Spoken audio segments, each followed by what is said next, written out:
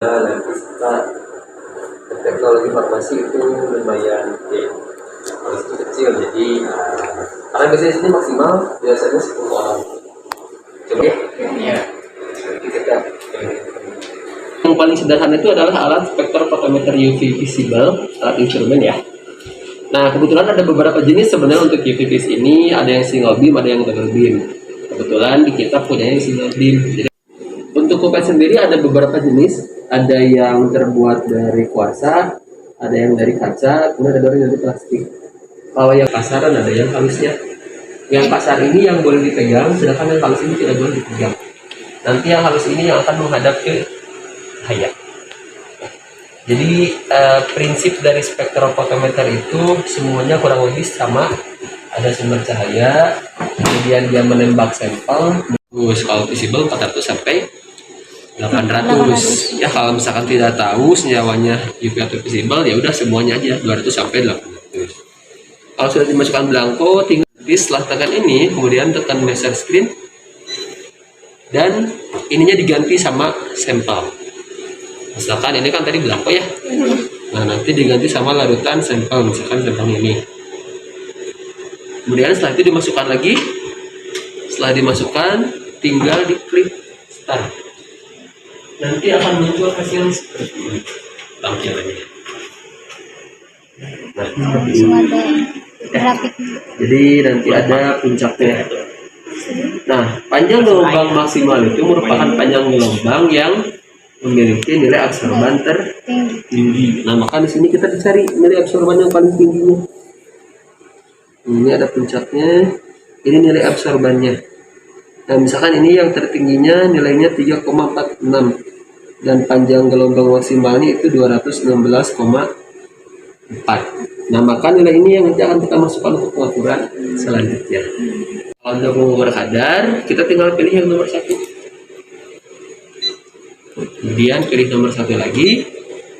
Nah, di sini kita masukkan hasil dari pengukuran yang tadi. Ya, ini kan ada nilainya tadi berapa? 216,4. Nah, tinggal ini diganti. Cara masukinnya tinggal ke go to website. Di sini tinggal masukkan 216,4. Kemudian di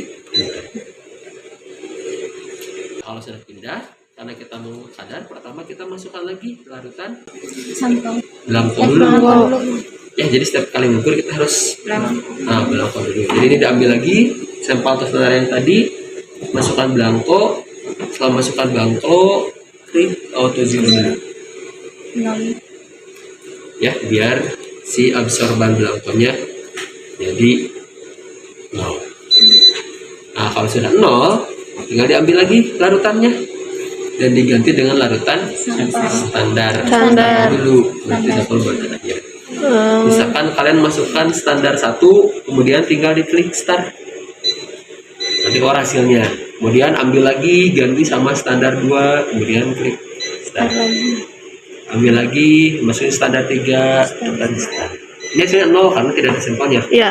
Ya, yang membedakan adalah jumlah sampelnya. Jadi kan kalau ini jumlah sampelnya kurang lebih bisa sekitar 2 sampai 3 mili. Kalau itu maksimal 1 mili. Karena nanti si sampelnya dimasukkan. Isinya kurang lebih semuanya sama.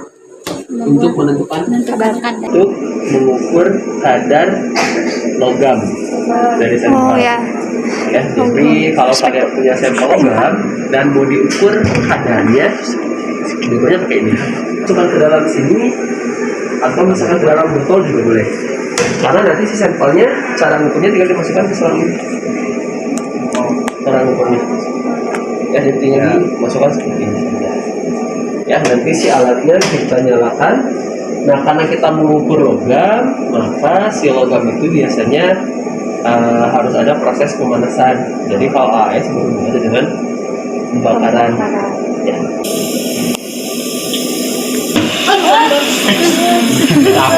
Tadi saya bilang pembakaran. Ya. Nah, sampelnya dimasukkan di sini.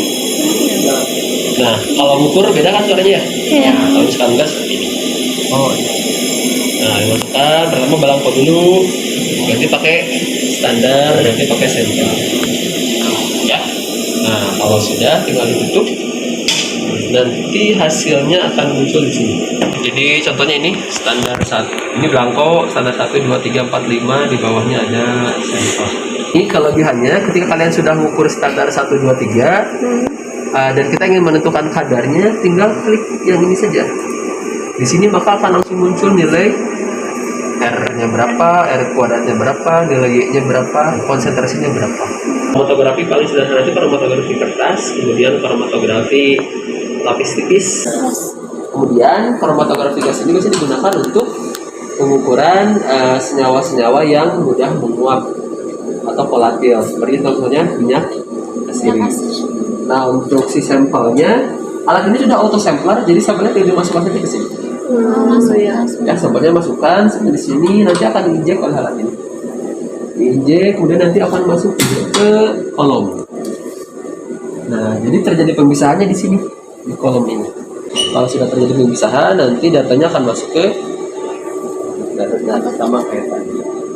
Di sana KCKP atau kromatografi ciri kinerja tinggi. KCKP ini ada 2 jenis dengan si birunya. Kalau di sini si larutannya atau si LW-nya itu ditarik, ya ditarik pakai pompanya ada di sini.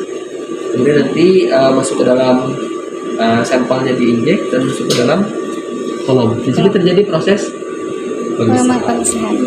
Setelah itu nanti masuk ke detektor dan muncul hasilnya di komputer. Ya. Nah, kalau misalkan tadi KLT itu munculnya bercak, kalau di sini tuh munculnya puncak.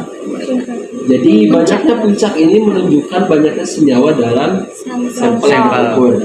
Nah, misalkan kita ukur ekstrak, kalau ekstrak senyawanya banyak, ini ada beberapa puncak, jadi kurang lebih senyawanya ada sekian. Tapi kalau misalkan kita mengukur standar itu kan senyawa murni ya. Nah, biasanya hanya memiliki 1 puncak, karena yang kita ukur senyawanya senyawa murni, 1 senyawa. Dan biasanya kalau kita ukur standar puncaknya seperti ini. 1. Jadi dia langsung Ada. ya. Untuk analisis kualitatif. Jadi biasanya untuk uji kemudian bisa dalam bentuk larutan, sebenarnya kan dalam bentuk larutan ya. Ya. Nah, kalau FTIR ini sampelnya bisa dalam bentuk padatan atau dalam bentuk ekstrak kental. Cuman kalau sampelnya dalam bentuk padatan, maka harus dibuat menjadi pelet terlebih dahulu. Ya, dibuat menjadi pelet. Ada yang tahu pelet?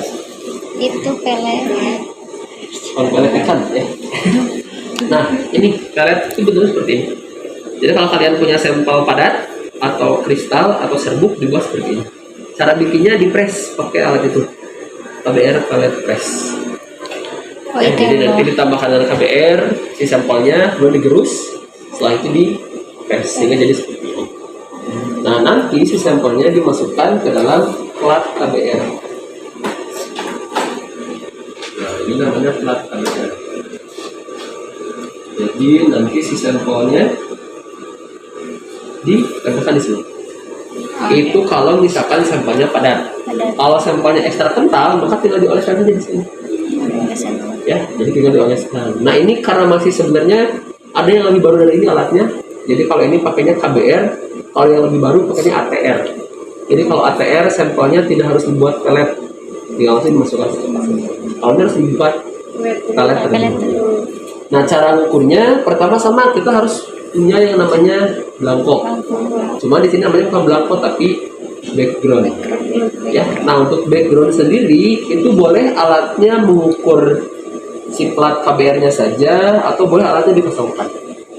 Ya, jadi cara ngukurnya tinggal kita pilih yang plat background.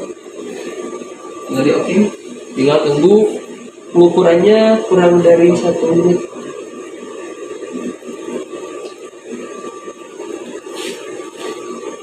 Kurang lebih 32 detik untuk pengukurannya. Nah, hasilnya spektrumnya seperti ini. Ya, jadi hasilnya dalam bentuk spektrum. Kalau ini kan tadi puncak ya. Nah, kalau ini hasilnya spektrum seperti ini. Nah, ini tuh background dari kalau di UV visible atau di AS itu belangko. Ya, jadi hasilnya kan tadi berencana absorban ya hasilnya. Ya, absorban. Kalau di sini hasilnya background. Nah, nanti si sampelnya kita akan masukkan ke dalam sini. Atau bagi pengukurannya, contohnya Nah, kita memperseleksi. Sudah. Terus kita pilih collect sampel, lalu kita masukkan ke dalam sini. Posisinya berdiri seperti ini.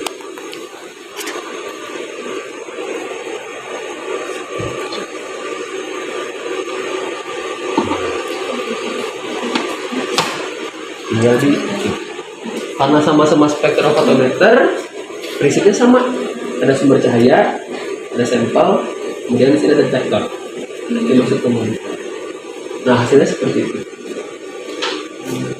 Karena alat ini digunakan untuk analisis kualitatif, jadi setelah kita dapat ini, hasilnya nanti kita bandingkan dengan literatur dari buku yang kalian cari. Misalkan contohnya, maksudnya buku ini.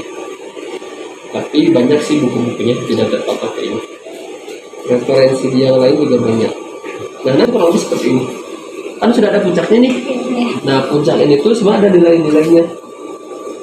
Ini tuh nilainya berapa ini beres puncak ini. Nah, sudah beres. Nah, nilai ini nanti kalian bandingkan dengan literatur di sini. Misalkan ini ada ini namanya bilangan gelombang. Bilangan gelombang 1400 sekian. Kalian cari di sini. 1400 sekian tuh nggak ada. Yang adanya sekitar itu mata ais. Sini. Jadi karena ini bentuknya, nah ada 1400 sekian. 1400 sekian ini ternyata di sini ada gugus TH2. Jadi alat FKIR ini digunakan untuk menentukan gugus fungsi. Pernah belajar gugus fungsi? Kan? Kurang lebihnya mohon maaf, mudah-mudahan bermanfaat. Amin. Assalamualaikum warahmatullahi wabarakatuh. Waalaikumsalam warahmatullahi wabarakatuh.